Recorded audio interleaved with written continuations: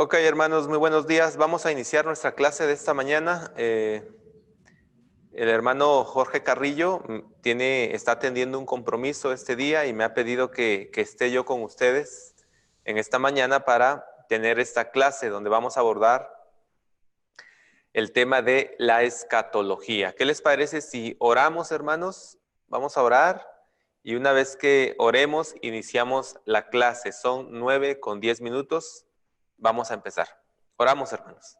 Señor Dios Todopoderoso, estamos agradecidos contigo por el día que nos has dado, por tu amor hacia nosotros, por tu gracia, Señor, y por la oportunidad que nos das de reunirnos en esta mañana a través de estos medios, Señor, y estar en un mismo sentir, tratando, queriendo, deseando, Señor, que tu Espíritu Santo nos guíe a través de este tema, que podamos encontrar, Señor, una perspectiva, Señor, de lo que tú tienes para nosotros y que a través de ella, Señor, podamos estar preparados para dar respuesta a quien nos pida razón de la esperanza que hay en nosotros, Señor, sabiendo que tus promesas son seguras y que en todas las cosas, Señor, tú eres fiel y tú eres verdadero.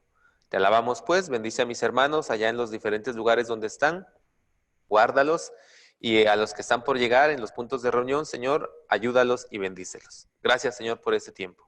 En el nombre de Jesús, amén. Muy bien, hermanos. Nuestro tema es la escatología. ¿Qué es la escatología, hermanos? Y vamos a empezar con esa definición y luego yo quiero compartirles un pasaje que a mí me sirve como piedra de toque, por decirlo de alguna manera, para entender todo lo que, o tratar de entender lo que la escatología estudia. La escatología, hermanos, se ha entendido de manera tradicional como el estudio de las últimas cosas, el estudio de aquello que está por ocurrir, de aquello que va a cerrar el ciclo de la historia humana con la intervención de Dios en algún punto, en algún momento. Y obviamente entonces entendemos que todo lo que va a ocurrir entonces está en el futuro.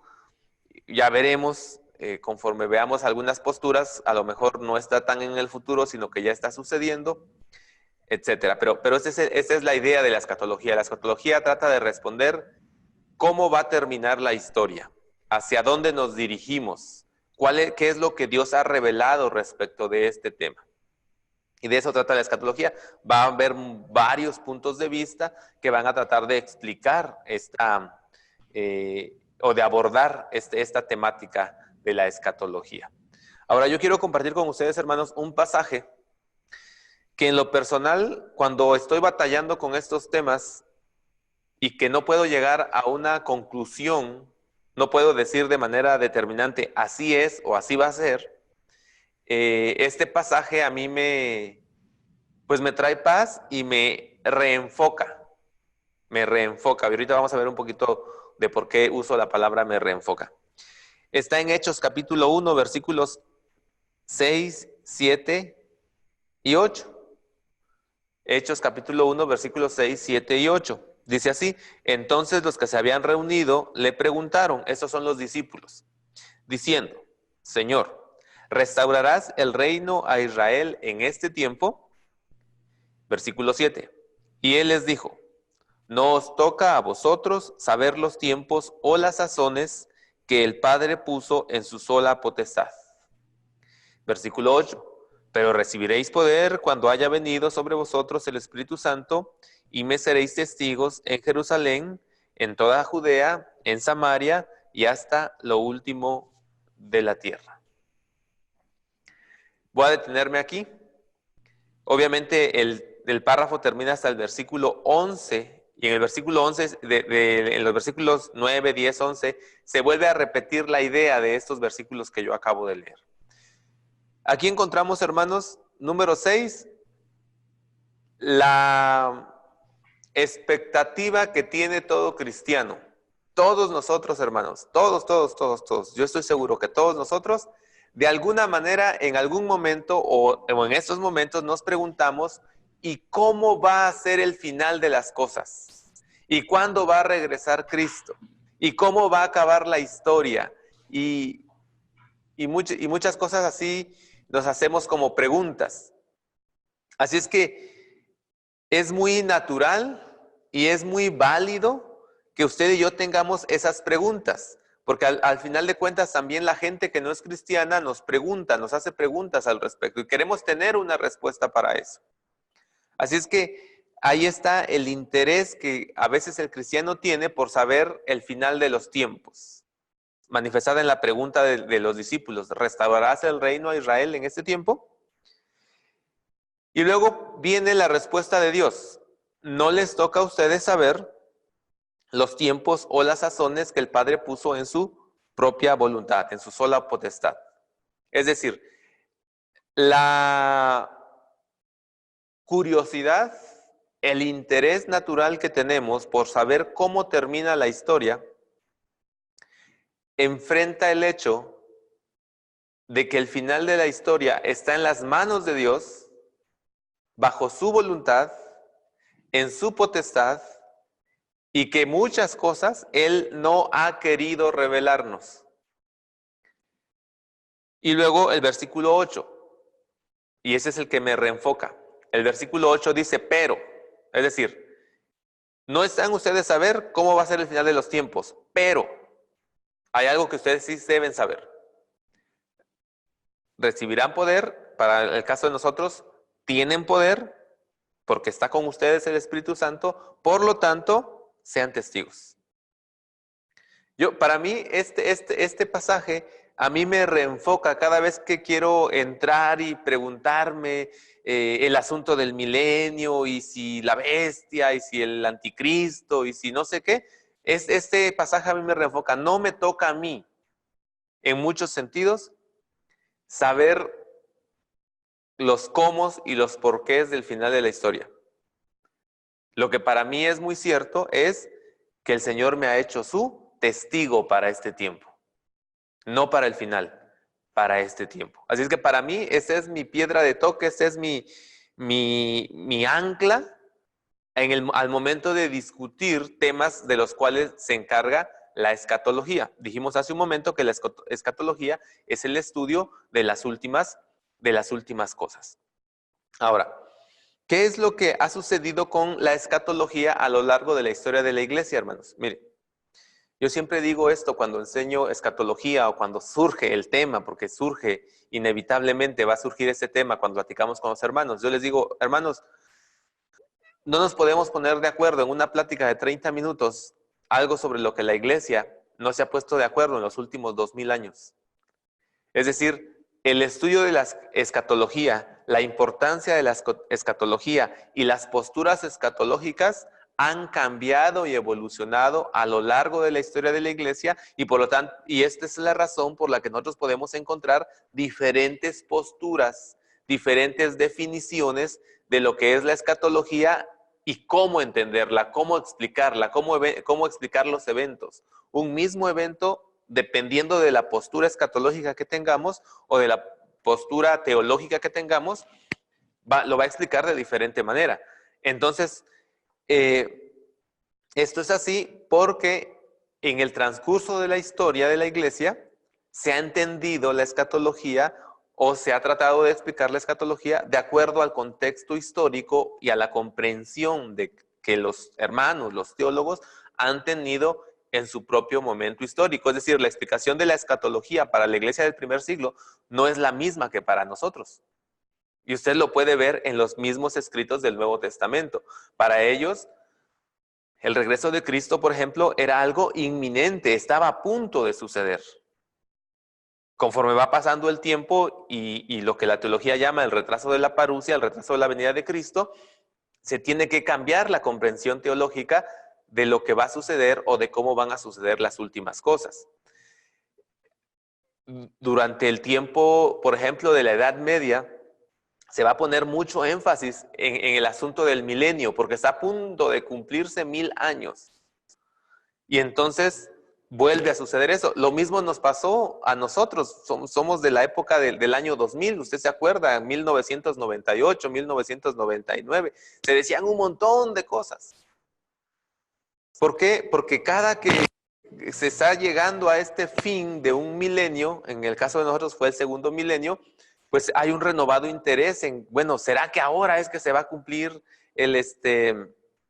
lo que la Biblia dice, las profecías, etcétera. Entonces hay un renovado interés y se va a interpretar a la luz de la época. Y esto es lo que ha sucedido. Este tipo de interpretaciones ha traído entonces como consecuencia la formulación de diferentes perspectivas teológicas y diferentes perspectivas de entendimiento de la escatología. En esta clase, obviamente no podemos abordar todas las perspectivas, todo lo que se ha dicho con respecto de cómo entender la escatología, pero sí estaremos viendo algunas de ellas solamente, sobre todo yendo a tratar de entender los asuntos más importantes o los asuntos más trascendentes de los cuales se ocupa la teología. El escrito que ustedes tienen, los apuntes que a ustedes se les dieron, trae una primera parte donde se discuten las diferentes escatologías, desde autores que han estado hablando del tema. No lo vamos a abordar en este momento, lo vamos solamente a mencionar que existen esas escuelas o esas maneras de tratar la escatología y que van a responder incluso a posturas teológicas o a posturas filosóficas, entonces, e históricas inclusive. Están ahí, usted léalas, estúdielas y ya en algún momento, si usted quiere, podemos platicar de eso, pero en este momento, en este instante, no vamos a entrar a esos temas, porque me parece que es más importante entrar a las cosas de las cuales se va a encargar la escatología. El autor de los apuntes que nosotros estamos siguiendo plantea que hay temas de la escatología que son de interés individual y general, o que se refieren a algo desde una perspectiva individual y una perspectiva colectiva. Y él habla primero de la escatología individual, y el asunto que él aborda ahí en la escatología individual es el asunto de la muerte. Vamos a abordar ese tema. La escatología, hermanos, va a tratar de explicar qué es lo que sucede cuando el cristiano muere, qué es lo que sucede cuando el no cristiano muere. Si ustedes se acuerdan, allá en Primera Tesalonicenses, Pablo escribe a la iglesia y él les dice: hermanos, con respecto a los que han dormido, yo les pido que por favor no se entristezcan como los que no tienen esperanza. Y luego hace una declaración escatológica, porque los que han dormido, cuando el Señor venga con voz de mando, con voz de arcángel, con trompeta de Dios, estos que han dormido resucitarán. Y hace una declaración escatológica. Claro, esto es podríamos decirlo de esta manera, esto es natural, porque recuerde, la iglesia del primer siglo está esperando que Cristo ya venga. Y ellos piensan que no van a morir porque Cristo ya viene. Cuando ellos empiezan a morir, empieza a entrar la duda. ¿Qué es lo que sucede con los hermanos que han muerto y Cristo no ha venido? ¿Qué va a pasar con ellos cuando Cristo venga? Y entonces empieza a ver se empieza a entrar a estos temas como es el de la muerte. Una de las primeras cosas entonces que nosotros debemos entender, hermanos, es que la escatología va a tratar de dar una explicación con respecto al estado de las personas después de la muerte y antes del regreso de Cristo. La escatología nos va a decir, o va a tratar de decirnos, cómo entender este tema. Lo primero que entendemos, hermanos, es que la muerte es una consecuencia directa del pecado, ¿no? Porque la paga del pecado es muerte, o Pablo mismo allá en Romanos, así como por el pecado de un hombre la muerte entró al mundo, o la declaración en Génesis: Si comen el fruto, ciertamente morirán. Así es que la muerte es un estado natural del ser humano. Todos vamos a morir, hermanos. A menos que el Señor venga antes, pero todos vamos a morir. Así es que la pregunta es, ¿qué sucede con nosotros cuando morimos? Esta es la pregunta. ¿Enseña la Biblia que nosotros vamos directamente a la presencia de Dios? ¿O enseña la Biblia que nosotros entramos a un estado que no es ni la vida como la conocemos aquí, ni es la vida como será en el reino de Dios, sino todo lo contrario? ¿Qué es lo que enseña la Biblia al respecto? Se ha tratado de explicar todo esto y hay algunos que han enseñado unas, no sé si llamarlo teoría o doctrina, que se le conoce como el estado intermedio. Hay quienes postulan que puesto que estamos esperando el regreso de Cristo y puesto que estamos esperando el juicio, entonces debe haber un estado entre la muerte del creyente y el momento en que Cristo regrese, porque no puede pasar directamente al cielo, vamos a decirlo de esta manera, si el juicio aún no se ha realizado. A esto se le ha llamado el estado intermedio y se han dado muchas explicaciones de lo que podría ser el estado intermedio. Yo voy a usar como ejemplo, aunque sabemos que no es una doctrina realmente y ya no existe, lo que la Iglesia Católica ha enseñado con respecto del purgatorio, por ejemplo. Ese es el estado intermedio. Ya está muerto, pero no está en el cielo, entonces debe estar en algún lugar. Y entonces se postula, ese es el purgatorio. Los adventistas creen en el sueño del alma. Ellos dicen que el ser humano, mientras que el cuerpo va a la tierra y va a ser desintegrado, el alma o el espíritu entra en un estado de inconsciencia. Está totalmente inconsciente y va a ser despertado hasta el regreso de Cristo. Esta es otra de las maneras en que se entiende este estado intermedio. Ahora, ¿por qué es importante que nosotros planteemos una respuesta a este tema, hermanos? ¿Por qué sí es necesario que usted y yo planteemos una respuesta? Es necesario que planteemos una respuesta, hermanos, porque la muerte, al ser una realidad que vivimos, al ser algo que está sucediendo, que le está sucediendo a la gente que conocemos y que nos está sucediendo a nosotros, en algún punto tenemos que explicar cuando alguien nos pregunte, cuando alguien nos diga, ¿y mi mamá? ¿Dónde está ahorita?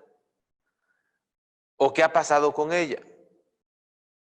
Yo creo que esa es la importancia, hermanos, de que nosotros podamos decir, mira, la muerte es un proceso natural, pero cuando una persona muere, esto es lo que sucede, esto es lo que pasa, esto es lo que acontece. Entonces, sí necesitamos responder esta pregunta. ¿Qué sucede con el creyente? Vamos a responder primero la pregunta del creyente. ¿Qué sucede con el creyente cuando el creyente muere? ¿Qué pasa con esa persona? Muy bien. Una de las maneras de intentar responder esta pregunta ha sido el estado intermedio. Entonces dice, no te preocupes, su espíritu está durmiendo. Él está descansando, ¿no? La idea aquella del descanse en paz, él está descansando. Ya está ahí en un estado donde pues simple y sencillamente está durmiendo, ya dejó sus trabajos, ya no está padeciendo, etcétera. Entonces, qué es lo que enseña esta teoría o esta doctrina? Pues que estamos o que el creyente va a vivir en ese estado de inconsciencia hasta que Cristo venga. Ahora, ¿es lo que enseña la Biblia? Me parece que no. Me parece que lo que enseña la Biblia es algo diferente. ¿Cuál es la enseñanza que para mí es más consistente con la Biblia? Voy a tomar por lo menos tres dichos o tres pasajes de la Biblia. Jesús en la cruz le dice al ladrón: tú estarás conmigo hoy en el paraíso. Pablo en Filipenses va a decir que estar ausente del cuerpo, entiéndase muerto, es estar presente en el Señor. Y él dice: yo no sé qué elegir entre quedarme con ustedes o morirme para irme con el Señor. Y luego él dice, ¿no? Lo cual es muchísimo mejor. O sea, morirme es lo mejor que me puede pasar. Voy a ir con el Señor. Así es que nosotros podemos ver que la Biblia enseña, por lo menos en estos tres pasajes, pero podemos ver 2 Corintios 5:1, donde Pablo dice lo mismo. Podemos ver el dicho de Jesús. Podemos ver cuando Esteban está muriendo y él dice: Padre, recibe mi espíritu. Jesús en la cruz dice exactamente lo mismo. Podemos ver que la enseñanza bíblica es consistente en el hecho de que cuando el cristiano muere, va a pasar o pasa directamente a la presencia de Dios. Ahora, ¿cuál es la objeción lógica a esta postura? La objeción lógica a esa postura es, bueno, si el cristiano va directamente a la presencia de Dios y en contrapartida el no cristiano va al infierno, ¿por qué entonces se hace necesario el juicio final? Esa es la pregunta lógica. Si el cristiano ya pasó al cielo, ¿por qué la Biblia dice que compareceremos ante el tribunal de Cristo? Si el no cristiano ya fue al infierno, entonces ¿por qué todavía tiene que ir al juicio ante el trono blanco? Esa es la objeción. A mí me parece, yo quiero responder esa pregunta primero como lo han respondido algunos teólogos, y luego quiero darles una teoría personal que no tiene ningún fundamento bíblico específico o exacto, pero me parece a mí que es por lo menos es algo que yo pienso. Se entiende, hermanos, que cuando nosotros decimos que el Espíritu va directamente al cielo, pero que al mismo tiempo enseñamos que hace falta que haya el juicio, es por la naturaleza de lo que la Biblia enseña de lo que será la resurrección. En la resurrección no se habla solamente del alma o del espíritu, se habla también del cuerpo. Por lo tanto, aquí esto nos mete en otras dinámicas, porque entonces tenemos que ver qué es lo que hace a un ser humano. La unión del cuerpo y el espíritu. ¿Dónde está la identidad del ser humano? En la unión de ese cuerpo y ese espíritu, ¿su sola alma sigue teniendo su identidad o no sigue conservando su identidad? Entonces, la Biblia es consistente en el hecho de que va a haber una resurrección donde el cuerpo será levantado. Y que ese cuerpo, en palabras de Pablo, va a perder sus características de corruptibilidad, va a perder sus características de pecaminosidad, y que en un estado exaltado o en un estado glorificado, ahora se va a presentar delante de Dios. Esa es la enseñanza de la Biblia. Entonces, si nosotros estamos esperando la resurrección del cuerpo, aunque el alma entra a la presencia de Dios, si nosotros estamos esperando la resurrección del cuerpo, esto quiere decir, hermanos, que la experiencia del cielo solamente la podemos vivir a plenitud una vez efectuada la resurrección. Y una vez efectuada la resurrección, es en ese momento en que va a tener lugar el juicio final. Esa es la manera en que se entiende que una vez que un cristiano muere, pasa directamente a la presencia de Dios. Pero está esperando todavía la reunión de su cuerpo físico con su espíritu para tener el cuerpo glorificado similar al de Jesús cuando Él resucitó. Y que es en este estado resucitado o glorificado, como dice Pablo, en el cual el ser humano va a presentarse a su juicio y luego va a entrar a disfrutar ya la plenitud del cielo. Es de esta manera en que se ha entendido tradicionalmente el punto de qué es lo que está sucediendo con el cristiano una vez que murió. Yo me adhiero a esta explicación, me parece que esa es la más consistente con la enseñanza bíblica. Ahora, aquí va mi teoría muy particular. De este lado, es lo que yo digo, de este lado, nosotros estamos sujetos al tiempo, pero del otro lado no existe, por eso se llama eternidad. Ahí no se está sujeto al tiempo. Y yo digo, bueno, a lo mejor lo que de este lado, cuando murió mi abuela hace algunos años, yo puedo decir, hace 12 años murió mi abuela. Pero del otro lado, es como si acabara de pasar. Entonces, lo que yo digo, bueno, a lo mejor es el asunto del tiempo lo que a nosotros nos mete en estos problemas. Pero fuera de la experiencia de este mundo, al estar fuera de la influencia del tiempo, la realidad a lo mejor es diferente. Y por lo tanto, lo que yo estoy pensando que pasaron tantos años de que mi abuela murió, en realidad para ella no ha sucedido así. Y por lo tanto, lo que yo pienso, ¿y qué está pasando ahorita mientras llega la venida de Cristo y el juicio? Y yo estoy pensando en términos de que están pasando años y están pasando años, del otro lado de la eternidad es como si hubiera acabado de suceder. Obviamente, esto es solamente una conjetura mía, no existe o no puedo decir que tenga un fundamento bíblico, pero yo lo digo solamente para que veamos cómo es que no tenemos toda la información que quisiéramos tener para ser concluyentes en los temas escatológicos. Pero en el asunto ahora aquí del estado del creyente después de la muerte, creo que lo más consistente es lo que acabamos de decir hace un momento.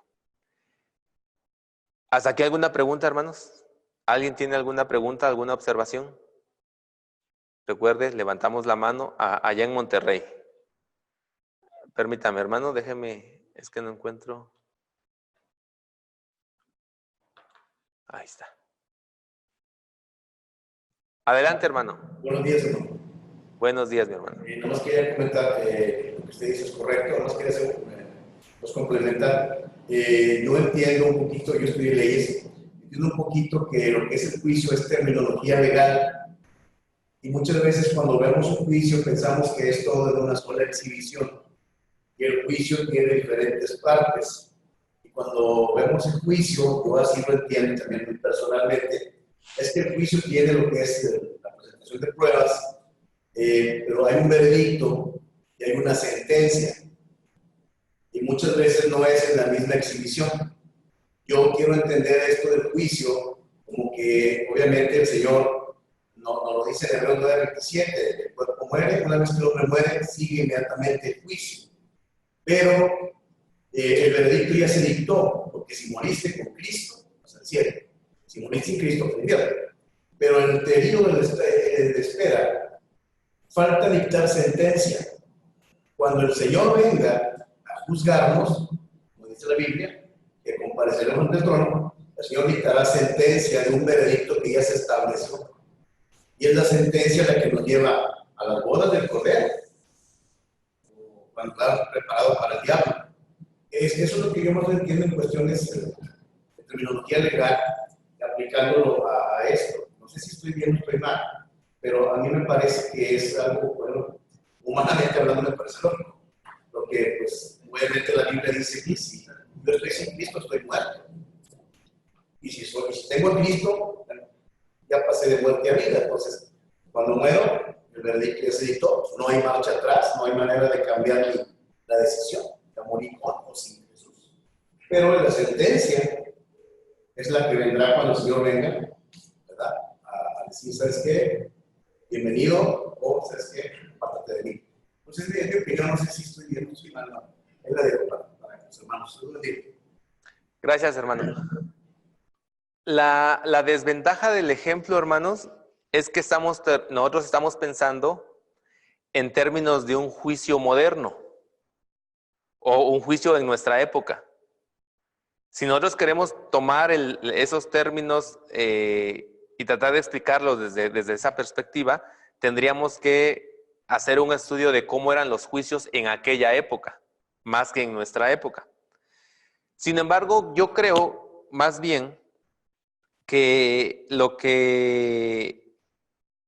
tomando en base lo que usted me está diciendo, haciendo esa diferencia de ya fuimos juzgados, y el Evangelio de Juan dice eso, y es lo que se llama escatología realizada. Juan dice, ¿no? El que no cree en Cristo ya fue juzgado. El que no cree en mí ya ha sido juzgado por no creer en el nombre del Hijo de Dios. Eso dice en Juan. O sea, ya fue juzgado. Cada vez que una persona enfrenta la verdad del Evangelio y decide creer o no creer, ahí está siendo ya juzgado. Eso es lo que dice Jesús en el Evangelio a Juan.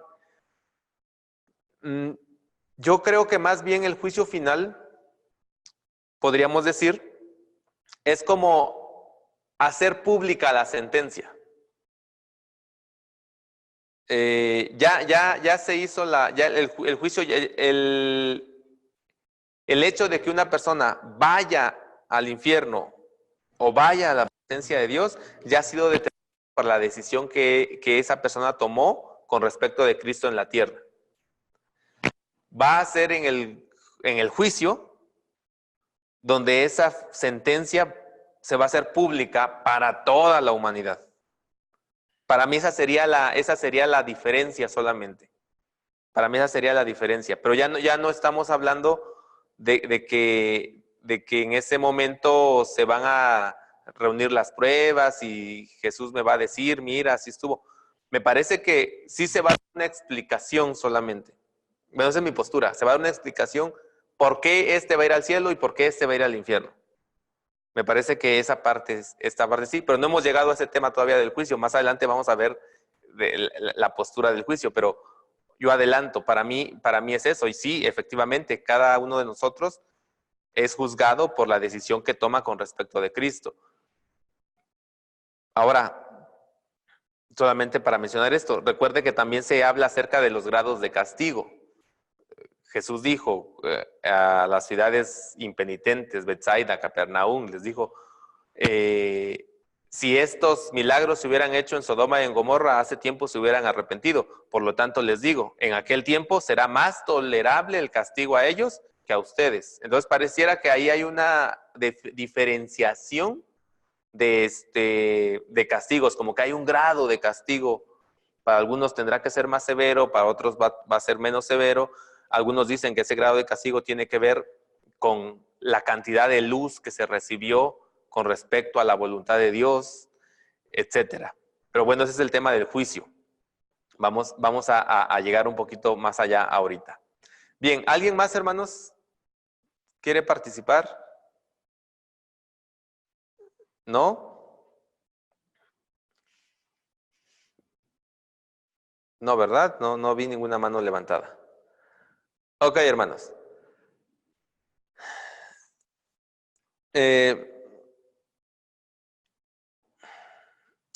Lo siguiente que trata la escatología, hermanos, es acerca de la segunda venida de Cristo. Recuerde, la pregunta de qué pasa con la gente que ha muerto tiene referencia a eso. Si ya murieron y Cristo va a venir, ¿qué va a pasar con ellos? Entonces se explica de esta manera. Bien, ahora vamos a hablar acerca de la segunda venida de Cristo. ¿Qué es lo que cuáles son las implicaciones o qué es lo que nosotros podemos decir con respecto a la segunda venida de Cristo? Mire, ahí mismo en el pasaje que leímos hace rato, en Hechos 1,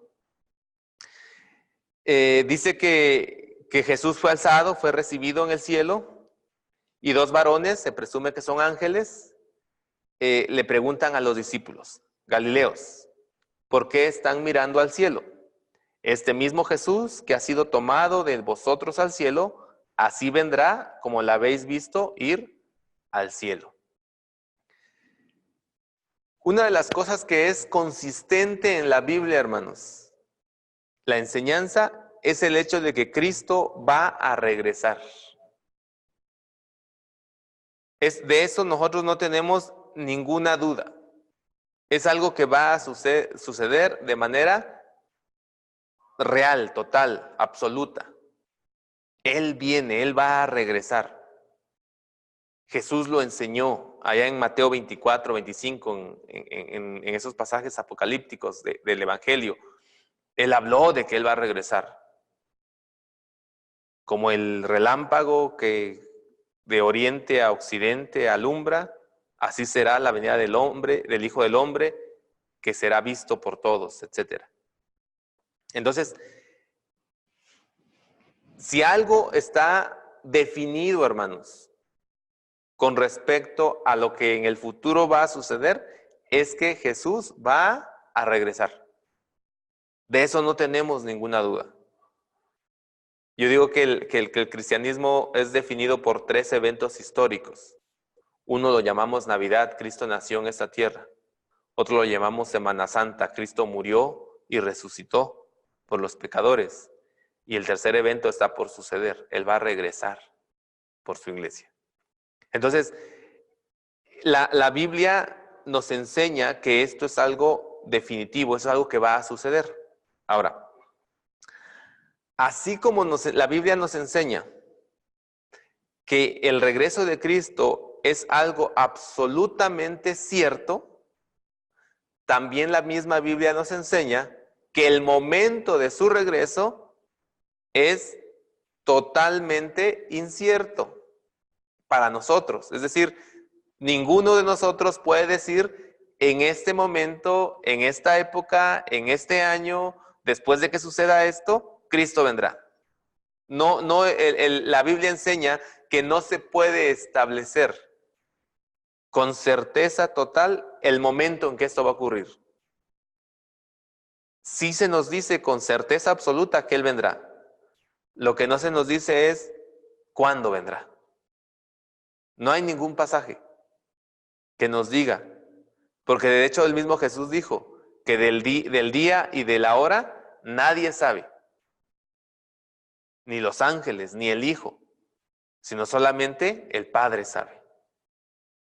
Así es que este carácter indefinido del momento es lo que a nosotros, desde la perspectiva humana, hablando humanamente, es lo que a nosotros nos mete en problemas, hermanos. Porque usted y yo sí queremos saber cuándo va a pasar. Y de hecho Jesús va a usar diferentes parábolas para enseñarnos que no podemos saber. El ladrón que llega de noche, el novio que no se sabe a qué horas va a llegar y están ahí las vírgenes que sí lo están esperando y están las vírgenes que no lo están esperando. El amo que entrega bienes a sus siervos y luego se va y tarda en regresar. Y cada una de estas parábolas o metáforas que Jesús usa quieren dar a entender el hecho de que aunque el regreso es seguro, al ser incierto, esto va a producir en el creyente algún tipo de reacción y por eso va a poner a las vírgenes sensatas y a las insensatas. El novio está tardando en regresar, en llegar. ¿Cuál va a ser tu actitud? Jesús dijo en la parábola de los siervos, bienaventurado el siervo que cuando su Señor regrese, lo encuentre velando, lo encuentre listo, lo encuentre preparado.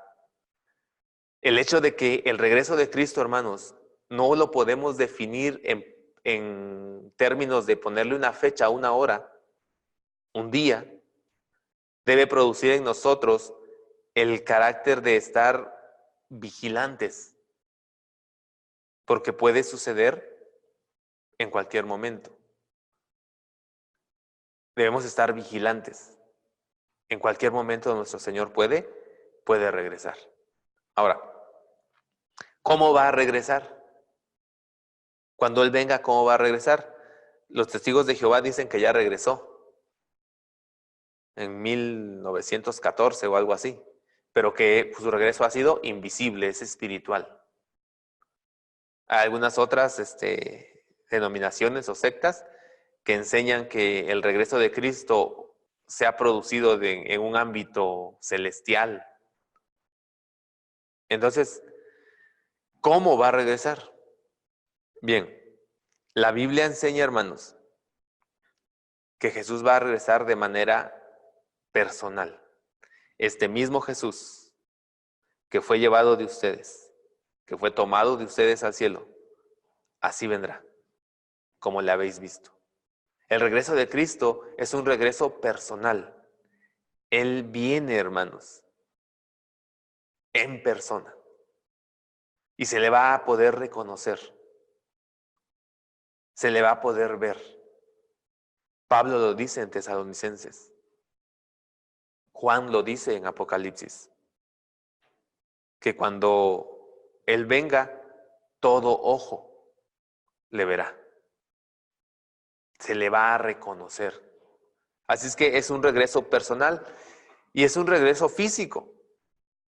Porque si el Jesús que vendrá, como dijeron los ángeles en Hechos, es el mismo que va, el Jesús que regresará es el mismo como el que se fue, nosotros podemos ver en los evangelios y en Hechos que aunque su cuerpo, el cuerpo de Cristo, podía traspasar paredes, era lo suficientemente físico como para comer, como para hacer actividades que tienen que ver con cuerpos físicos. Así es que cuando Él regrese, va a regresar en esa misma condición. Y eso es lo que nosotros llamamos un cuerpo glorificado, pero finalmente es una condición donde Él físicamente tendrá un cuerpo muy parecido al de nosotros, es decir, se va a poder tocar. Jesús le dijo a Tomás, no, ven y tócame, y mete tu dedo. Es decir, no era una apariencia, sino realmente era un cuerpo. Con características distintas al de nosotros, sí, pero era un cuerpo finalmente, ¿no? Ahora, eso nos va a llevar a el asunto del cielo. El asunto del cielo es un estado o es un lugar. Algunos responden, es un estado porque Dios es espíritu. Sin embargo, si Jesús es físico, entonces también debe ser un lugar. Porque el cuerpo Jesús, con su cuerpo resucitado, que es físico, estamos diciendo que es físico, debe estar en algún lugar. Entonces, ve cómo los temas se van entrelazando y tenemos que ser consistentes en la manera de explicarlo. Por eso es que usted en algún momento va a optar por una postura teológica, o a lo mejor ya tiene su postura teológica. Lo único que usted tiene que revisar es que su postura teológica sea consistente al momento de explicar los diferentes temas. Ok, entonces va a ser un cuerpo físico visible, todo ojo lo verá, inesperado otra vez, como ladrón en la noche, pero, y esa es la gran diferencia, y esa es la esperanza que tenemos, hermanos. El regreso de Cristo no va a ser como su primera venida. En la primera venida, su venida fue humilde, fue hasta cierto punto secreta, hasta cierto punto en debilidad, sometido a la experiencia humana total. Su regreso va a ser diferente, va a ser triunfante, va a ser glorioso, con voz de mando, con trompeta de Dios. Va a ser totalmente público, todo ojo lo verá. Y no va a venir a morir, porque Él ya murió. Va a venir a juzgar. Así es que la segunda venida de Cristo, hermanos, tiene esta característica. Esto es lo que va a suceder. Ahora, no voy a tratar el tema de la unidad de la segunda venida, porque eso lo vamos a ver más al rato, cuando hablemos de milenio, no milenio, tribulación, no tribulación. ¿Qué es lo que qué cosas trae como consecuencia la venida de Cristo?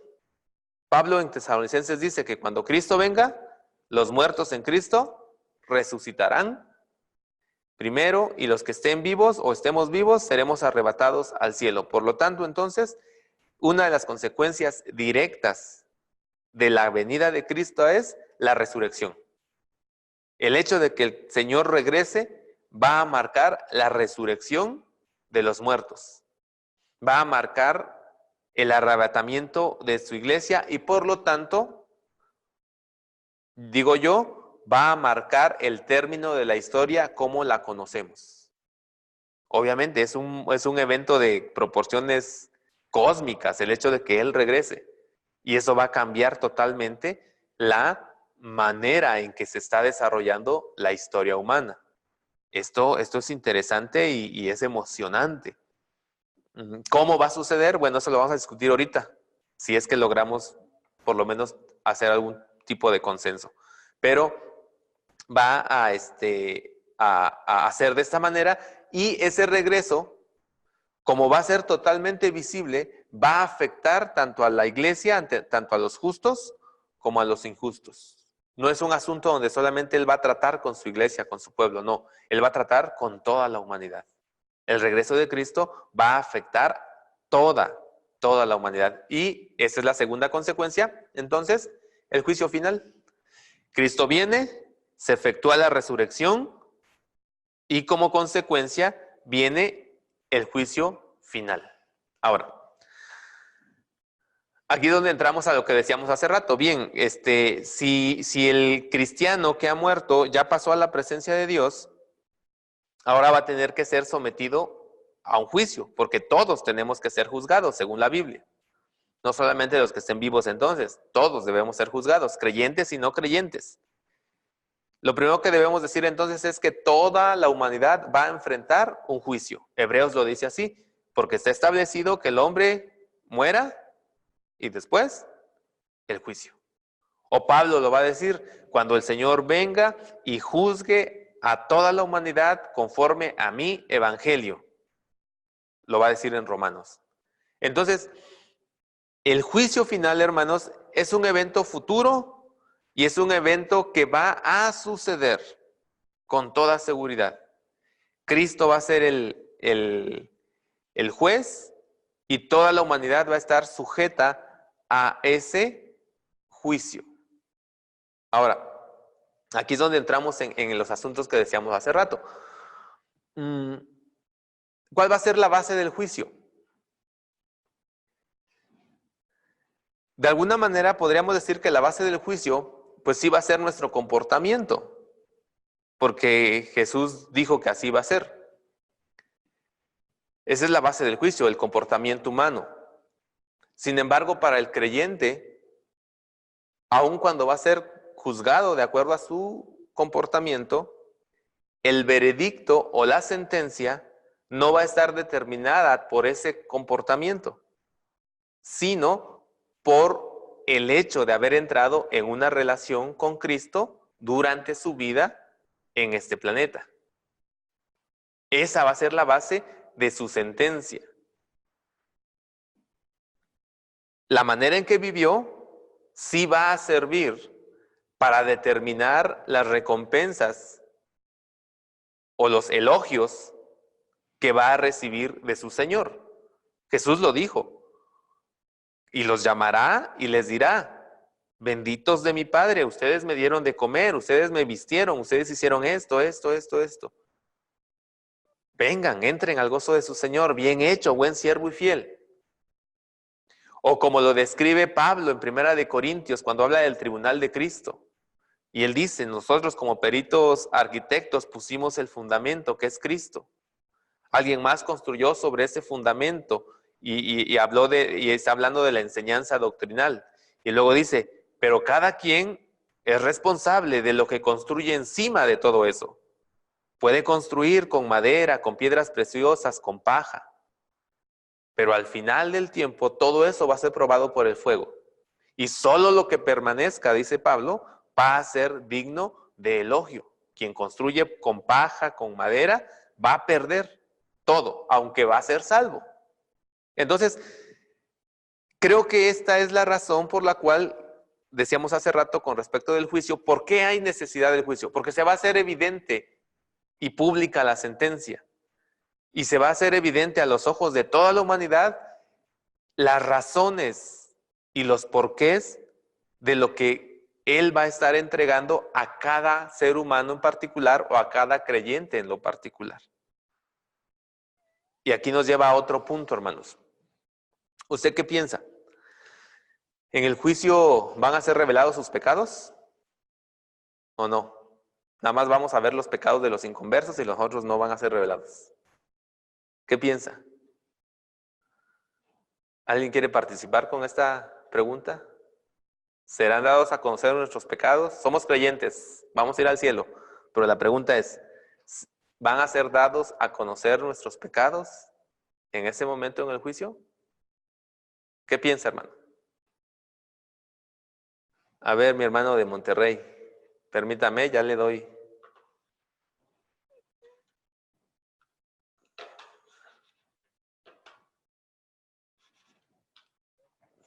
Ahí está. Adelante, hermano. A ver, permítame, hermano. Adelante, hermano. Ahora sí, yo creo que tienen que ser revelados, porque es la base de mi perdón, fue lo que yo hice. Es lo que Cristo me perdonó, lo que Cristo hizo por mí. ¿Verdad? Lo que yo hice tiene que ser revelado para que se sepa que verdaderamente mi condición de cristiano es real. En el Apocalipsis enseña que va a haber algunos libros, uno de ellos van a estar escritas todas las cosas. Tienen que ser leídas, tienen que ser reveladas. En realidad yo creo que no tenemos ningún trato especial. Al contrario, tenemos que se vea verdaderamente de qué me salvó Cristo. ¿Cuánto fue lo que me perdonó?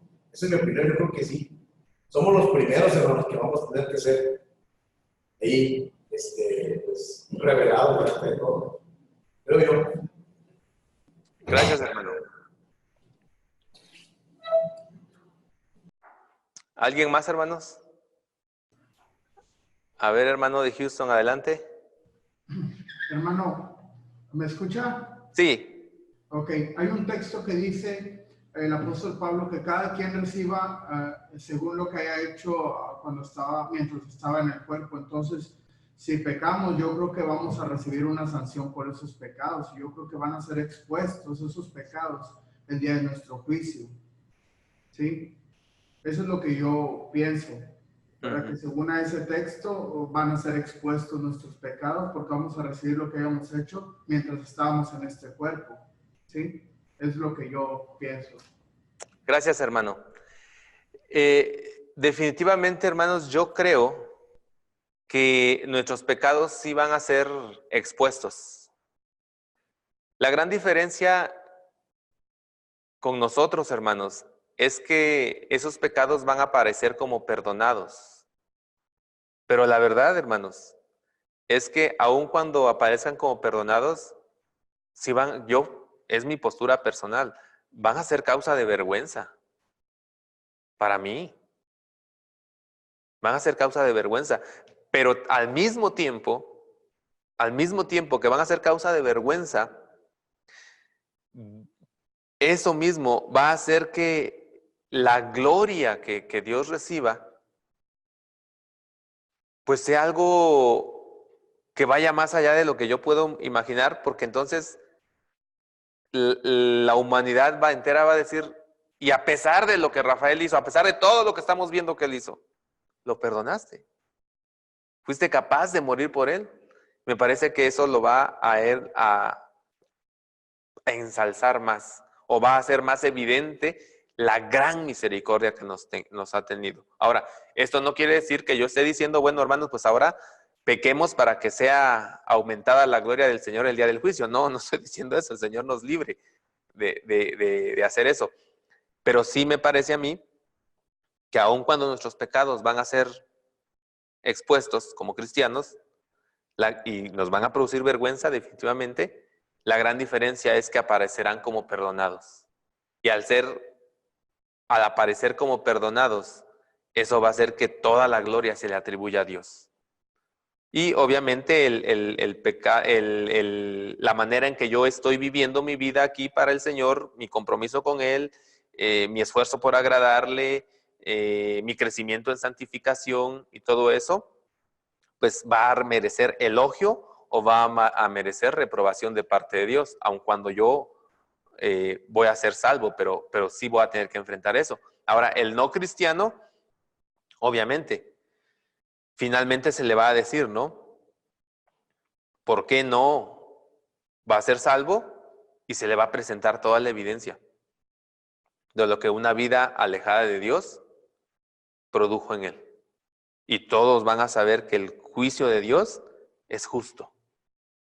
Que el juicio de Dios es realmente justo, que Él estará haciendo verdadera justicia. Ahora, ¿cuál es otra característica de este juicio, hermanos? Es que es irrevocable. Es decir, la sentencia que el Señor dé es de carácter irrevocable. No se va a poder cambiar. Ya no. Y definitivamente, hermanos, esto nos lleva a nosotros, como creyentes, a decir que debemos esforzarnos mientras estemos en esta vida porque otros conozcan del Evangelio de Cristo. Porque si ellos no conocen del Evangelio, hermanos, no, y en esta vida ya no hay otra oportunidad después de esto. Su sentencia va a ser irrevocable. Así es que si usted cree en el juicio final y usted cree que la sentencia del Señor es irrevocable, tanto para el que es perdonado como para el que es condenado, eso debería motivarlo a usted, debería motivarme a mí a compartir el Evangelio, hermanos. No podemos esperar o estar pasivos o estar muy calmados cuando pensamos que una persona que muere sin Cristo, su destino es ya irrevocable. Eso nos debería mover a nosotros a buscar compartir el Evangelio. Porque obviamente la otra base del juicio es ese, el Evangelio. ¿Creyó o no creyó? ¿Escuchó o no escuchó? Todo eso va a ser tomado en cuenta. Pero el veredicto es, si no cree en Cristo, está perdido. Esta gravedad, hermanos, debe movernos a nosotros. A como les dijo el Señor en Hechos 1:8 a los discípulos, nos debe mover a ser testigos en nuestra Jerusalén, en nuestra Judea, en nuestra Samaria y hasta lo último en la tierra, hermanos. Porque cuando estemos allá, en ese momento, ya no va a haber oportunidad de arrepentimiento. Es hoy, es ahora. Bien, hermanos, ¿qué es lo que nos enseña o cuáles son las consideraciones que debemos hacer, hermanos, con respecto a la segunda venida de Cristo? Nos debe dar esperanza. La historia, como la conocemos, con el sufrimiento que nosotros vemos en este mundo, tiene un fin. Debe ser motivo para nosotros de anhelar que el Señor regrese, porque es Él quien viene a poner fin a la historia. Es Él quien viene a dictar sentencia final. Él es quien viene a marcar el límite del pecado y de la maldad. Y un día el mundo, como le conocemos, no va a existir más. Deberíamos estar esperando anhelando el regreso de Cristo, como dice Apocalipsis, ¿no? Que la iglesia debiera estar diciendo, Señor Jesús, ven, porque su regreso va a marcar toda una diferencia en la historia. Bien, continuamos, hermanos. ¿Qué es lo que vamos a ver ahora, hermanos? Yo les decía hace rato que la escatología, hermanos, y algunos temas de escatología pueden ser entendidos, hermanos, desde diferentes posturas teológicas. Y al final de los tiempos, hermanos, lo que nosotros conocemos como el fin de los tiempos, el entendimiento de cómo va a ser realizada la segunda venida, cómo se va a realizar la resurrección, cuándo va a tener lugar el juicio, cuál es el papel de la iglesia, y todo eso ha dado lugar a diferentes posturas o perspectivas con respecto a lo que va a suceder en el futuro. Y ahora vamos a entonces a ver perspectivas sobre el milenio. Si usted recuerda, allá en Apocalipsis capítulo 20, el escritor dice que va a haber un reinado de Cristo durante 1000 años. Ahora, dependiendo de cuál sea su postura hermenéutica o teológica, usted va a entender este pasaje. Hay quienes hablan de que este pasaje es literal y dicen, el milenio son 1000 años literales. Hay quienes dicen, no, es una cuestión simbólica, no son 1000 años. Hay quienes dicen, no, eso del milenio ni siquiera debemos tomarlo en cuenta. Y esas son las posturas. 3 posturas que nosotros vamos a ver ahorita es postmileniarismo, premileniarismo y amileniarismo. ¿Qué es lo que enseñan estas posturas, hermanos? Mire, el postmileniarismo enseña, hermanos, que el regreso de Cristo se va a producir después del milenio. Después del milenio se va a producir el regreso de Cristo. Ahora, la postura del postmileniarista entonces es que el reinado de Cristo por 1000 años no es literal, sino que es simbólica. Simbólica y desde cierto punto histórica. Es decir, ellos dicen que desde que Cristo estuvo acá y ascendió a los cielos, su reinado ha comenzado a establecerse. Y que este reino finalmente se va a establecer en todo el mundo de manera gradual. Y que cuando eso suceda, Cristo va a regresar. Así es que es una postura, por decirlo de alguna manera, muy optimista con respecto a la tarea de la iglesia. Porque estos hermanos que tienen la postura postmileniarista entienden que la iglesia va a lograr predicar el evangelio a todas las naciones, pero no solamente eso, sino que se van a convertir y que las bondades del reino de Cristo que salen del evangelio van a poder establecerse en la vida de cada creyente, de cada nación, de cada pueblo, y que vamos a llegar a un estado perfecto de existencia y que entonces el Señor Jesucristo va a regresar. Así es que ellos entienden el milenio como algo simbólico que se va cumpliendo de manera gradual y por lo tanto entonces ubican la segunda venida de Cristo después del milenio. Ahora,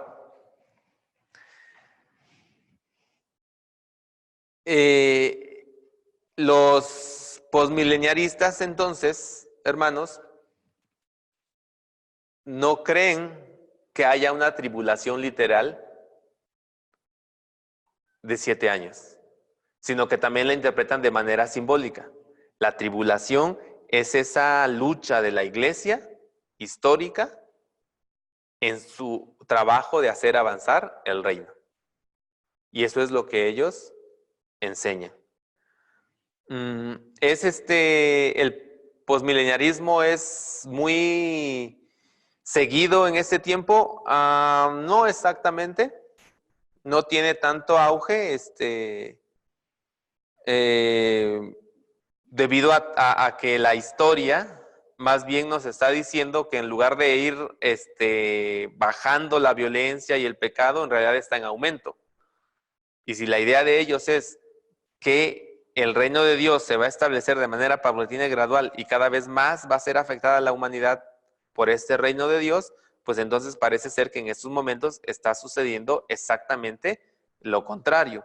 Por lo tanto, esta postura no es tan popular en este momento. Aún existen algunos pastores, algunos teólogos que enseñan esto, pero no lo enseña la mayoría. ¿Ok? La siguiente postura, hermanos, es el premileniarismo. El premileniarismo enseña que Cristo vendrá antes del milenio y que con él se va a inaugurar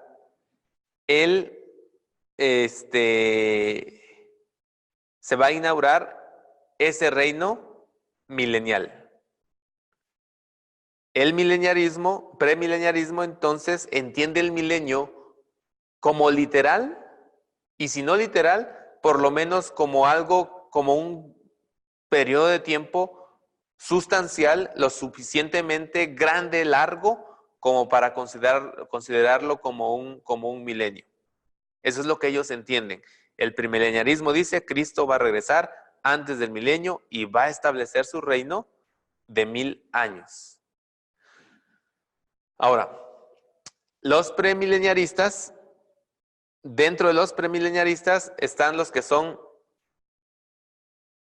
pretribulacionistas o posttribulacionistas. ¿Qué quiere decir esto? Ellos creen en el milenio y creen en la tribulación. Pero ellos van a decir, algunos van a decir, Cristo viene antes de la tribulación por su iglesia. Y hay unos que dicen, no, la iglesia va a pasar por la tribulación y Cristo viene por su iglesia después de la tribulación y establece el milenio.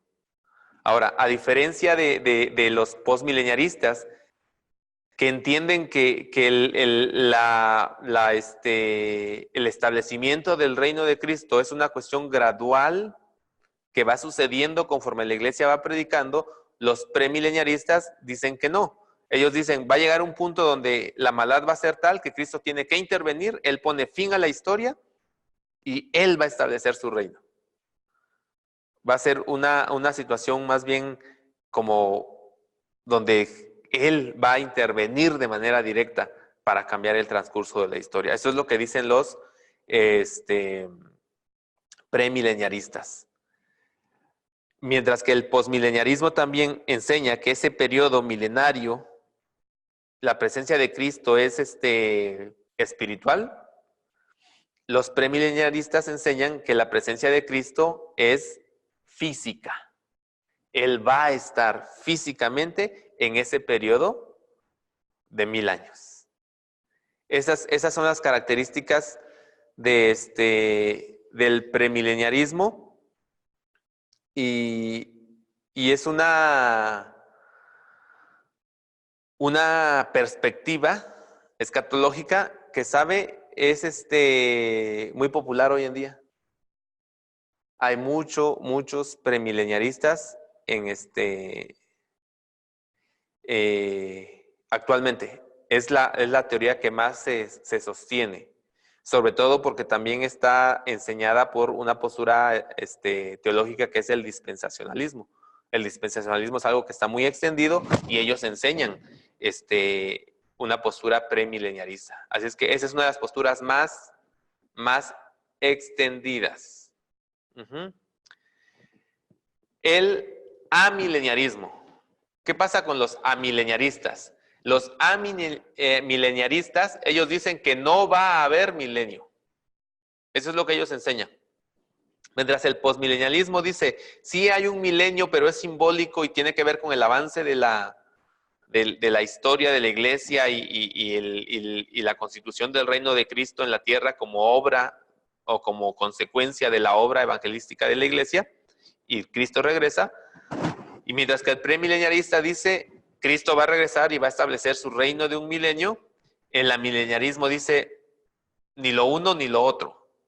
No existe el milenio, no es más que una situación, el milenio como se habla en la Biblia, no es más que una situación simbólica que nos dice acerca del reino de Dios, y eso es todo.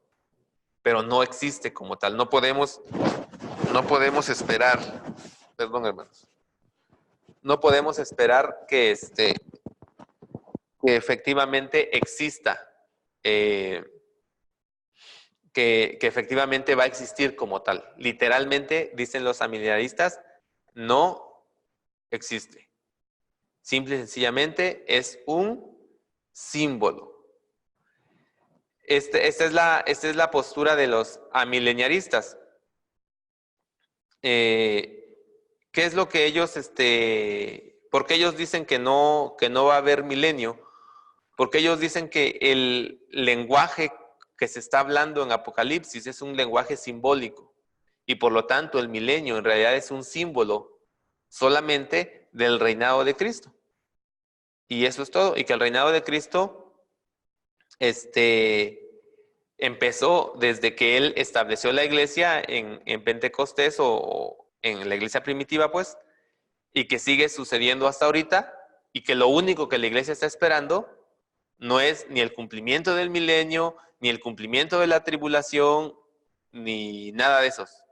Simplemente está esperando que Cristo regrese y ya. Esta es la postura amileniarista. ¿Alguna pregunta, hermanos, de esas tres posturas? Y dijo Juan que hubo un silencio como de media hora en el cielo.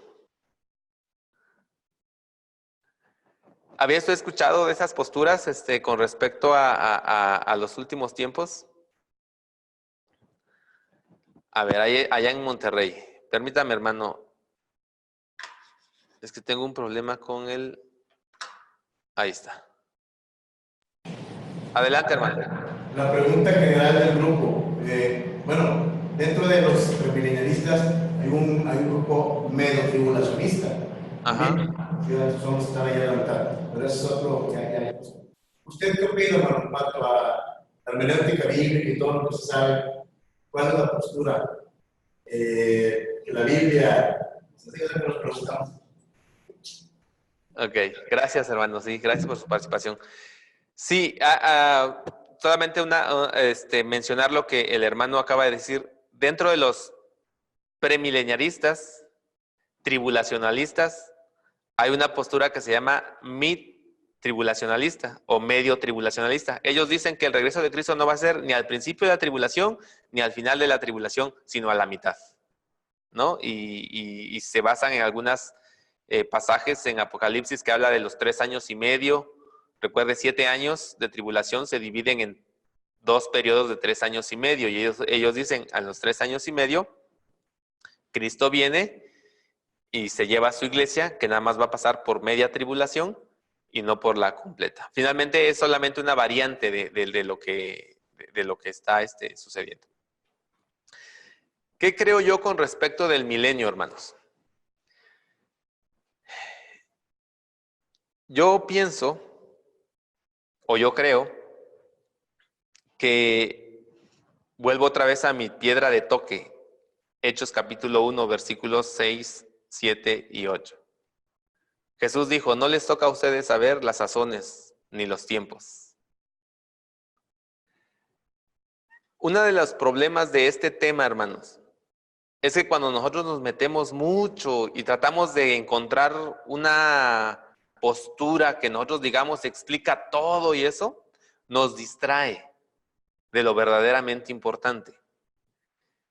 Lo verdaderamente importante es no cómo va a acabar la historia, hermanos. Lo verdaderamente importante es cómo yo estoy participando en este momento, en esta época, de lo que Cristo le mandó a su iglesia.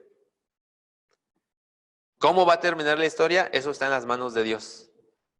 Ahora, usted me preguntó por mi postura.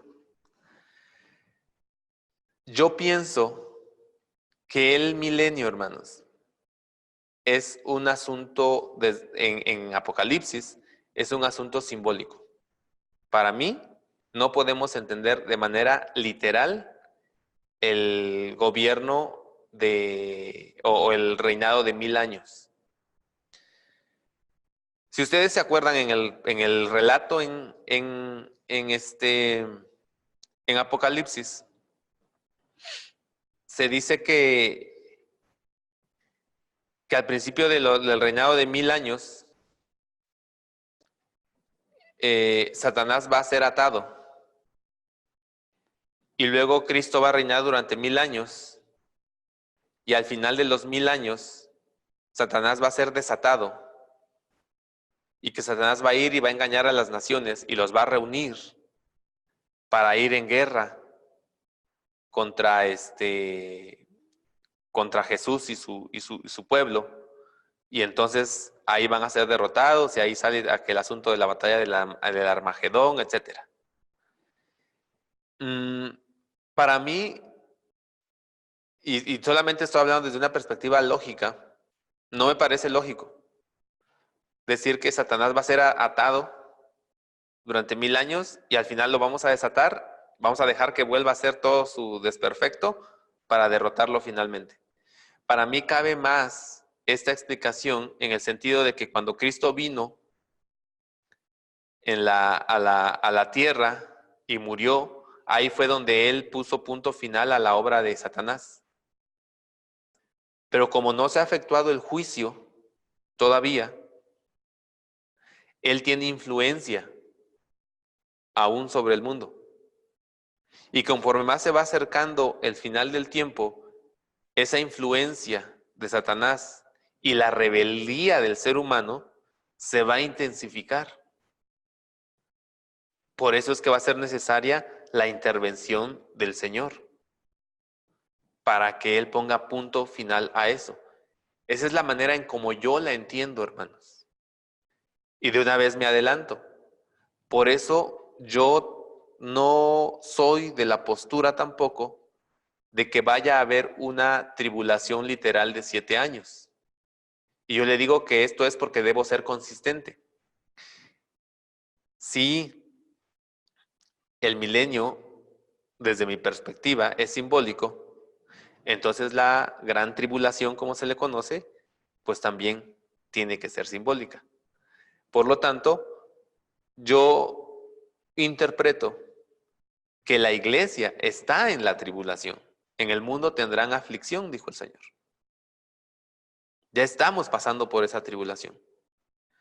Pero el Señor nos resguarda, hermanos. Él nos resguarda. Ahora, sí entiendo que al final de los tiempos sí va a haber como una intensificación de esa maldad y de ese sufrimiento. Sí entiendo que lo va a haber. Sí entiendo que va a haber una manifestación casi personal del mal. Cuando Pablo habla del anticristo, el hombre de maldad, etc. Sí entiendo que va a suceder eso. Pero también entiendo que durante toda la época de la iglesia eso ha estado sucediendo, porque Juan dice, ya estamos en los últimos tiempos, porque ustedes oyeron que en el último tiempo saldrá el anticristo y ya salió y andan muchos por ahí. Entonces, sí entiendo, hermanos, que sí va a haber esa intensificación, pero también entiendo que estamos en esa pelea. Y que el Señor en un punto va a intervenir para poner punto final a eso. Ahora, ¿qué sucede, hermanos, si yo estoy equivocado? ¿Qué sucede si lo que yo estoy pensando que así es, no es así? Yo decía esto con un hermano, teníamos esta plática, pero ese hermano pues tenía su postura y le pareció muy ofensivo lo que yo dije y entonces empezamos a tener así como que una discusión un poco acalorada. Entonces yo le dije, mire hermano, vamos a tranquilizarnos los dos.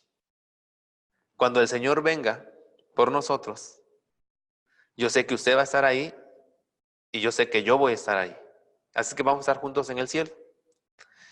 Y cuando estemos allá, el Señor va a venir, sabiendo de esta discusión que hemos tenido, el Señor va a venir y le va a decir a usted, le va a poner la mano en el hombro y le va a decir, hijo, ves, estabas equivocado.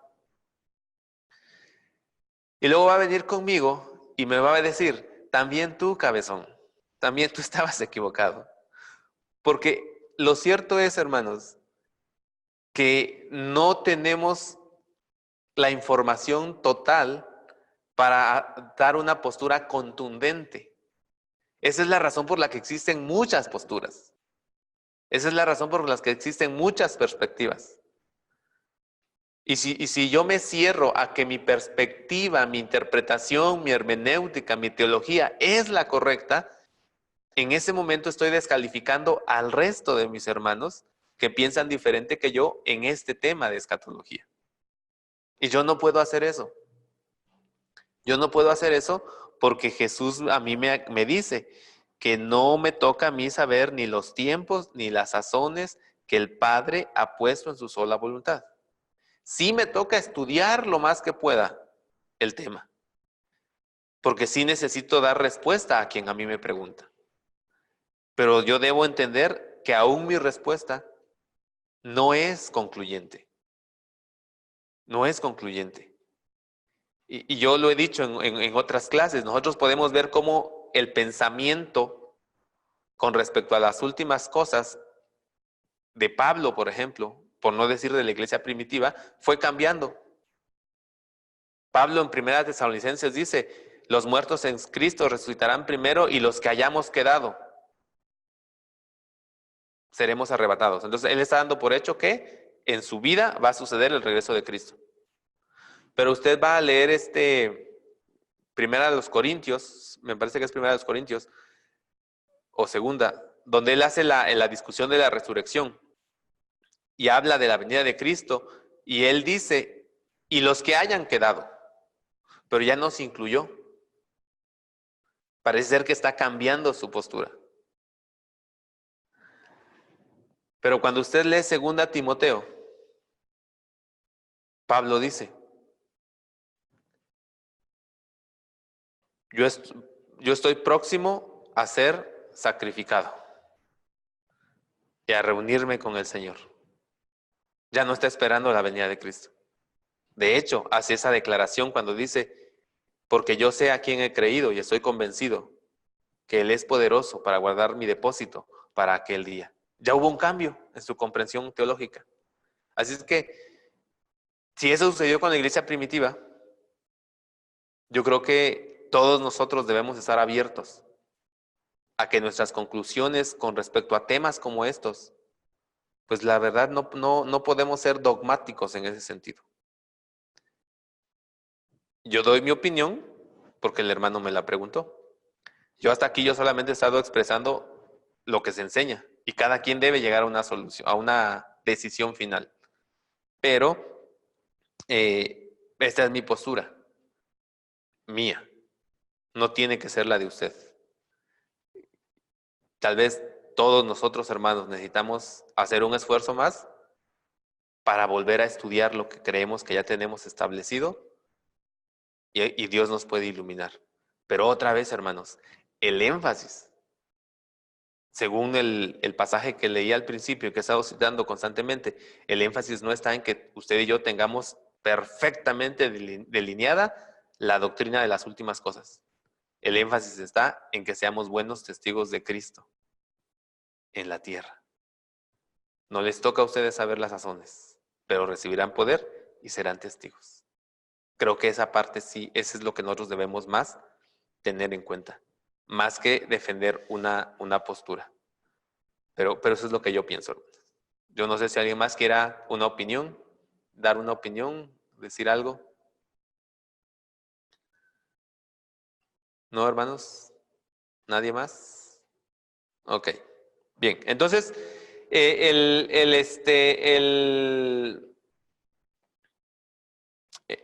lo que dijimos acerca del amileniarismo y en el documento que ustedes tienen, hermanos, ¿cuál es la postura del autor?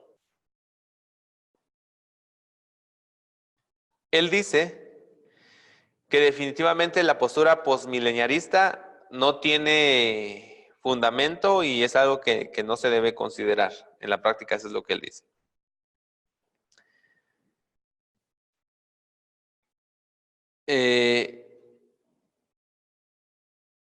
Y luego él dice que finalmente que las opciones son el amileniarismo o el premileniarismo. Y él concluye, hermanos, que la interpretación premileniarista es la única que tiene como que mayor sustento bíblico. Así es que el hermano se define premileniarista. No es mi postura, pero no por eso voy a decir que el hermano está mal. Él ha llegado a esa conclusión. Yo más mi postura es amileniarista. Pero creo que lo bueno de este ejercicio, hermanos, es que usted y yo nos abramos al estudio de estas cosas. Porque nos han enseñado muchas cosas. Y a veces tenemos toda una confusión con los temas. Pero yo lo dejo hasta ahí.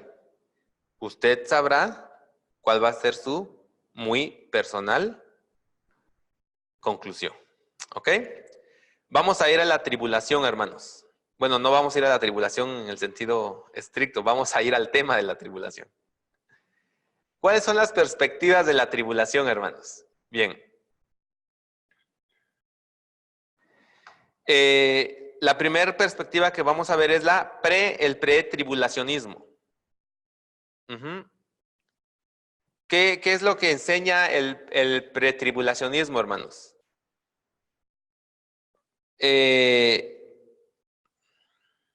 Lo que el pretribulacionismo enseña, hermanos, es que Cristo vendrá por su iglesia antes o al principio de la tribulación.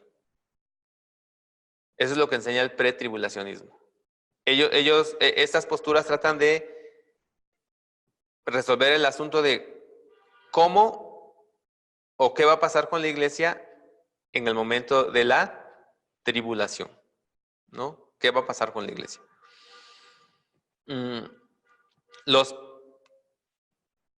pretribulacionistas obviamente son premileniaristas. Entienden que Cristo viene por su iglesia, se inaugura la tribulación, Cristo regresa de manera visible y se inaugura el milenio. Esto es lo que ellos creen. Para ellos, entonces, la naturaleza de la tribulación es un tiempo específico donde habrá gran sufrimiento.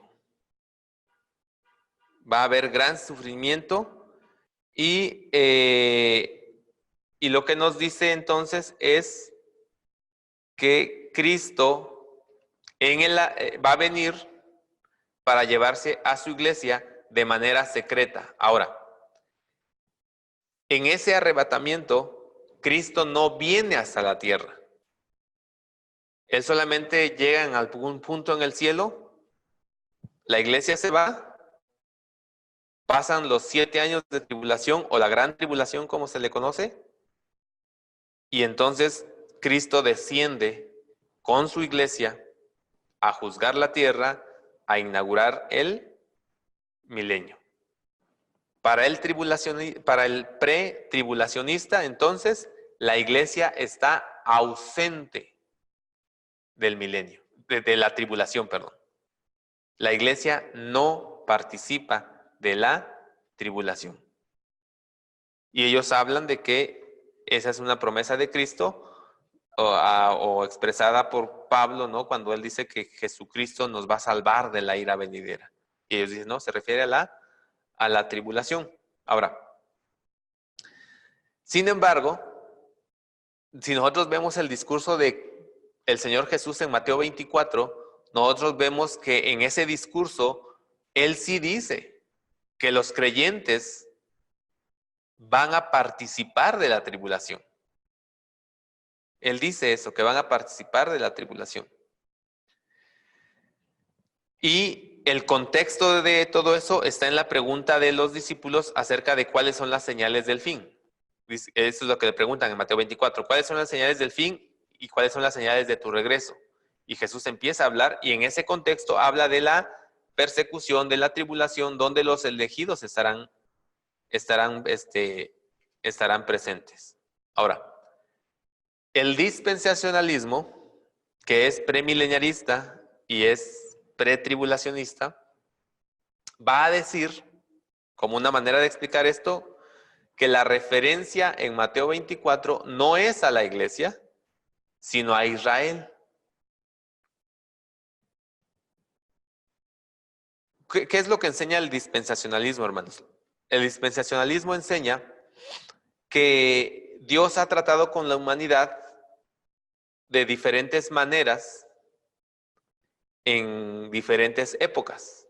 Por ejemplo, al jardín del Edén le llaman la edad de la inocencia.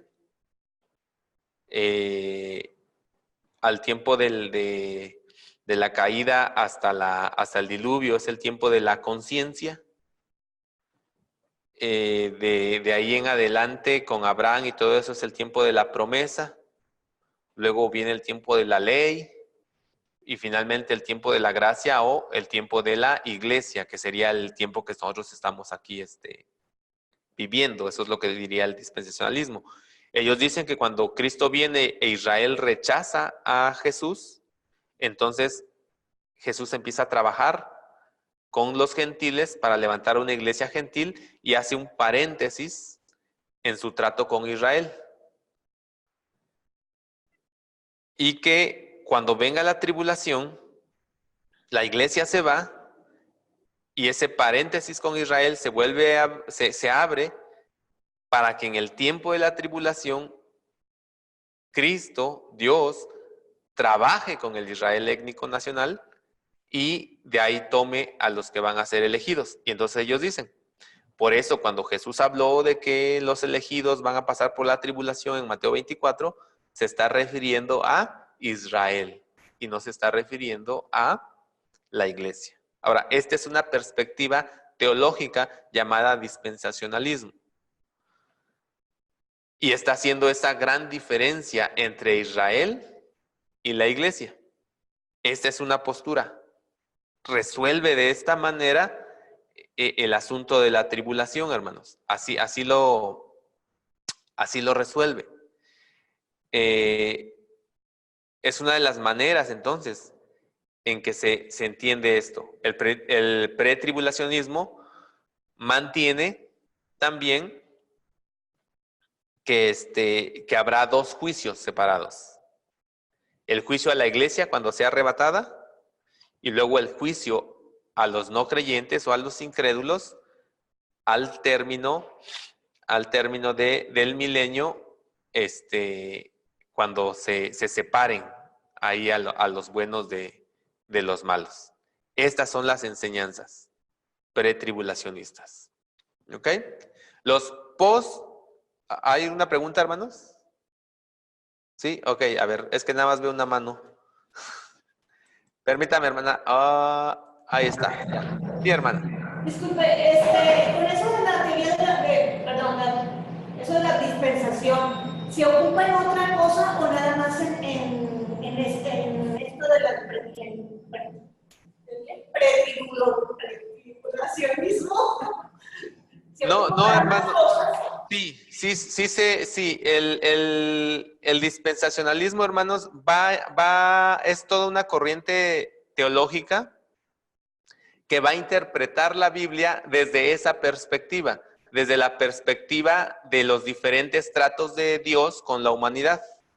Y entonces va a tratar de acomodar la historia de la humanidad a estas dispensaciones que ellos enseñan y las va a ir acomodando. Por eso yo les decía hace rato, ellos llaman el tiempo en el Edén, el tiempo de la inocencia, y por eso ellos explican por qué era el trato de Dios con Adán y Eva, por qué estaban desnudos, por qué todo eso, y dice porque era el tiempo de la inocencia.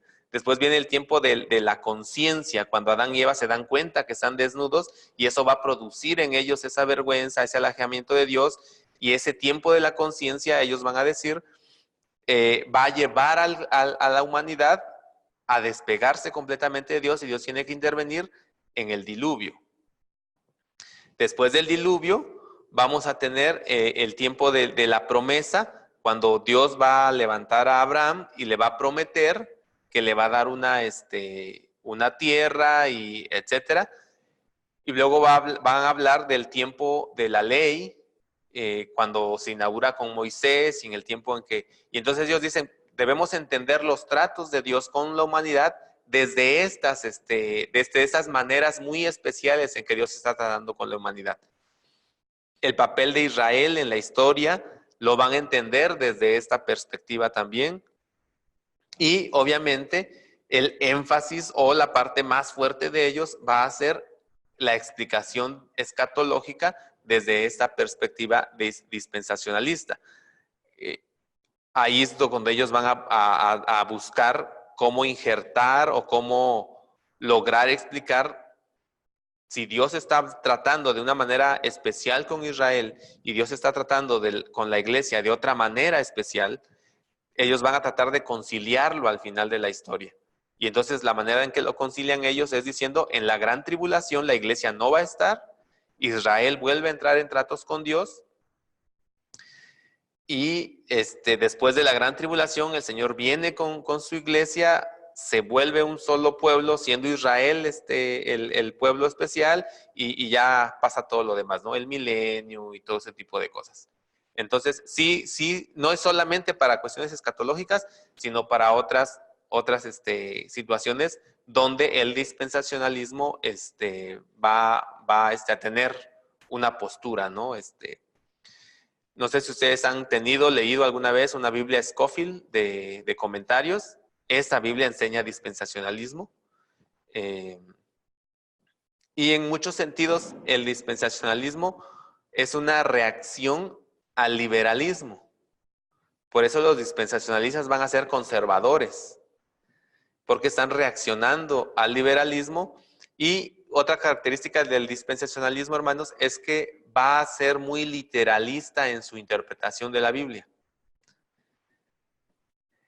como una reacción al liberalismo, precisamente, que le está quitando lo sobrenatural a la Biblia. Entonces ellos van a ser muy literales. Si la Biblia dice que fue así, así fue. Por eso es que la tribulación tiene que ser literal, el milenio tiene que ser literal, porque no se puede interpretar de otra manera. Entonces, este ejemplo nos sirve muy bien para ver cómo nuestras posturas teológicas nos condicionan en nuestra interpretación bíblica.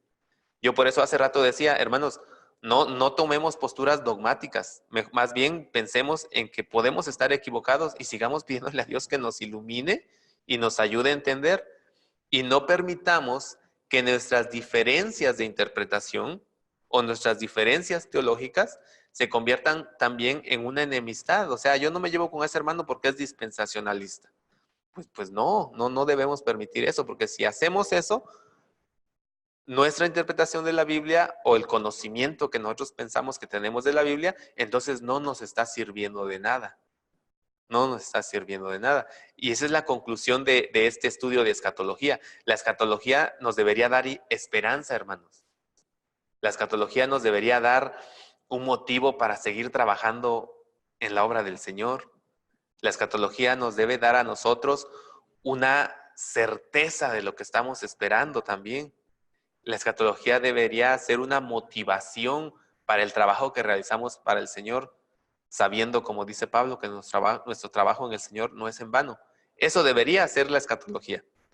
Pero cuando yo pongo mis posturas escatológicas como dogmas, en realidad empieza a servir para dividir, para polemizar, para entrar en controversias, y esas posturas, hermanos, le han hecho mucho daño a la iglesia. Y usted lo sabe, cuando nos reunimos ahí y nos ponemos a platicar acerca de posturas teológicas o interpretaciones de temas y no estamos de acuerdo, ¿qué es lo que generalmente va a suceder? Nos vamos a pelear. Entonces, no debemos permitir eso, hermanos. No debemos permitir que en mi postura teológica, que mi entendimiento de la Biblia esté por encima de mi amor.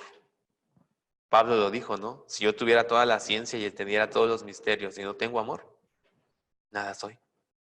Yo puedo tener una convicción teológica y puede ser diferente a la de usted, pero sigo siendo su hermano. Seguimos siendo hermanos. Y para mí eso es primordial. Por eso cuando a mí me preguntan cuál es mi postura en estos temas, a mí sí me da un poquito de miedo exponerlas. No porque no esté seguro de lo que creo, sino porque no quiero causar división, controversia. Eso es lo menos que quiero hacer. Sin embargo, sí tenemos que acercarnos a estos temas, hermanos. Usted y yo tenemos que hacer un ejercicio de estudiar estos temas. Y en esta clase y con el material que usted tiene, es una manera de acercarse. Ahora usted tiene la responsabilidad de crecer en ese aspecto y buscar sus posturas. Yo estuve en Estados Unidos y congregándome en una iglesia allá, una iglesia muy conservadora.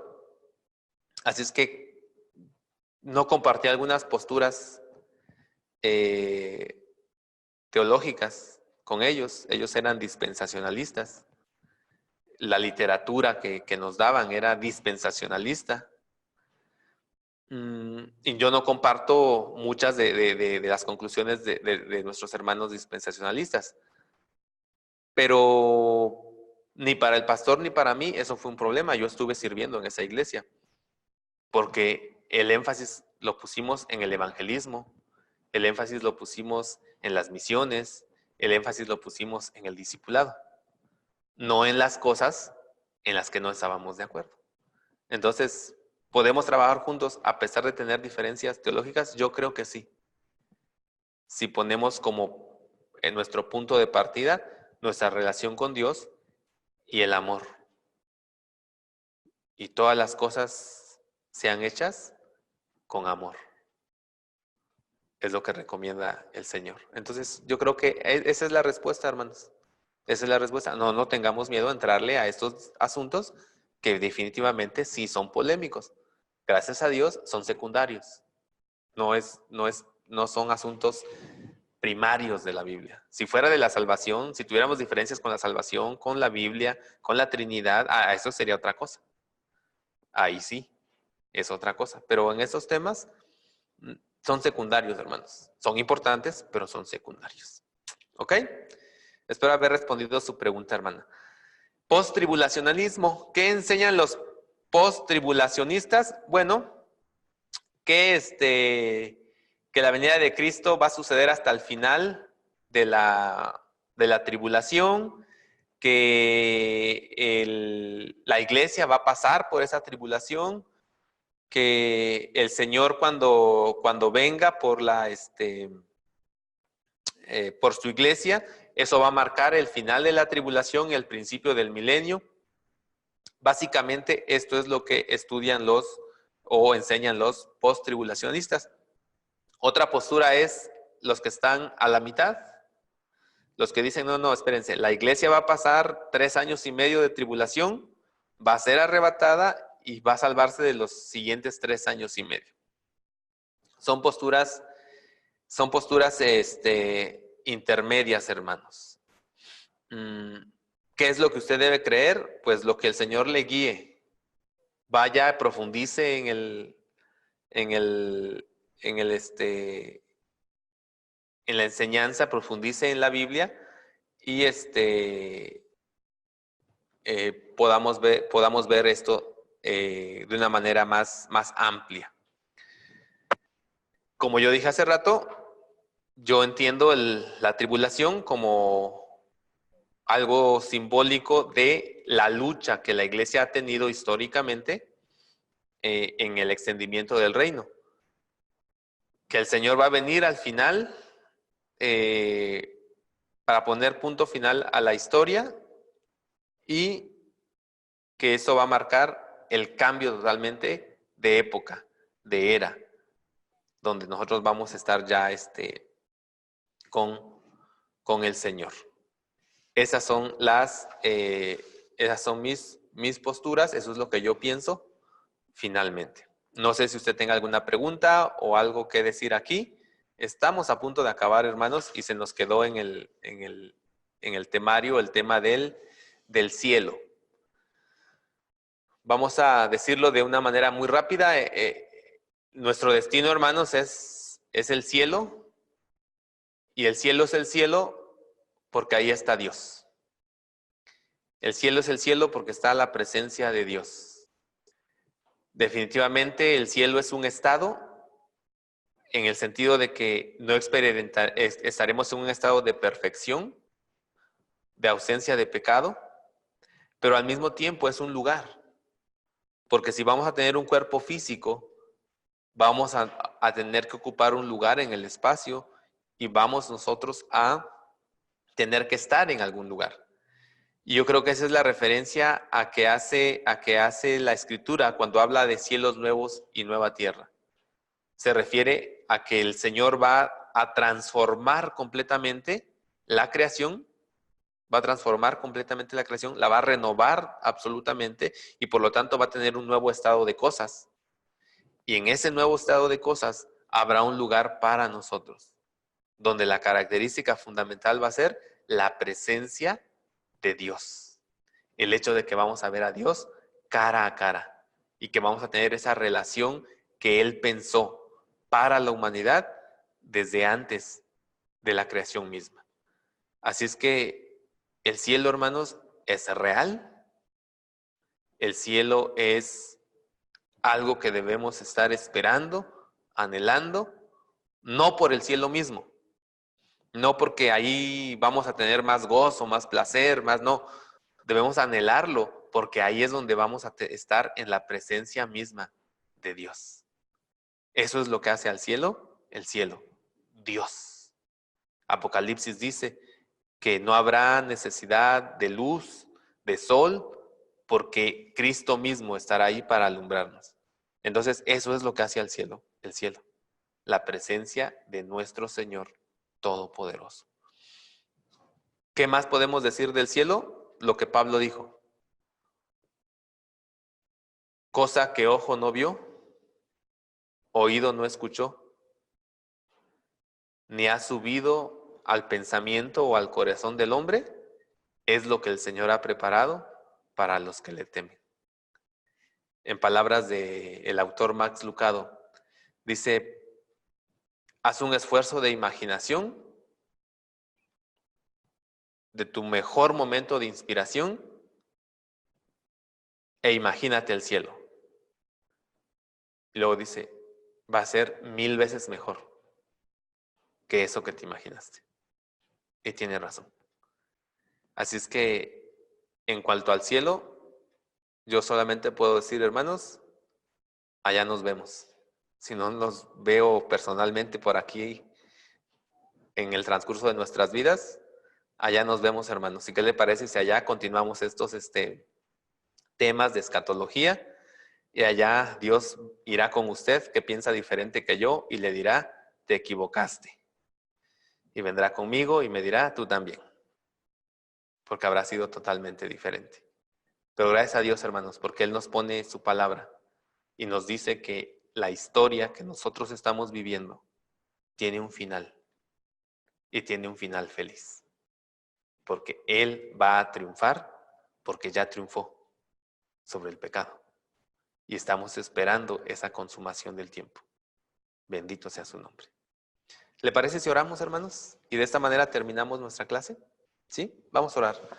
Señor Dios Todopoderoso, gracias por este tiempo. Gracias por lo que tú nos has dicho.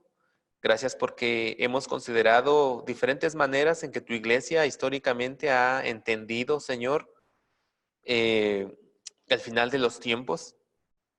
Sabemos, Señor, que el énfasis está en que cumplamos la tarea, la misión que nos has dado para esta época, para este tiempo. Pero nos preguntamos, Señor, ¿cómo va a ser? Porque queremos tener una respuesta. Sin embargo, Señor, la certeza que tú dejas en nuestro corazón es que al final de la historia, tu triunfo, tu victoria, tu poder, tu obra de amor será revelada de manera absoluta y que toda la humanidad, Señor, te glorificará por lo que hiciste. Quienes te conocieron, quienes tuvieron una relación personal contigo, pasarán la eternidad contigo. Y quienes hayan rechazado tu amor, Señor, irán a aquel lugar que tú tienes preparado, no para ellos, sino para el diablo y los ángeles. Pero respetarás la decisión del ser humano y le dejarás vivir independiente de ti en esa eternidad. Gracias, Señor, por todo. Bendice a mis hermanos, que lo que hasta aquí he expuesto, Señor, pueda ser de bendición a sus vidas, pueda ayudarles, Señor, y a todos nosotros, ayúdanos a profundizar en todos estos temas para que podamos estar más seguros de lo que tú enseñas. Gracias, Señor, por tu amor y por tu cuidado. Te bendecimos en el nombre de Jesús. Amén.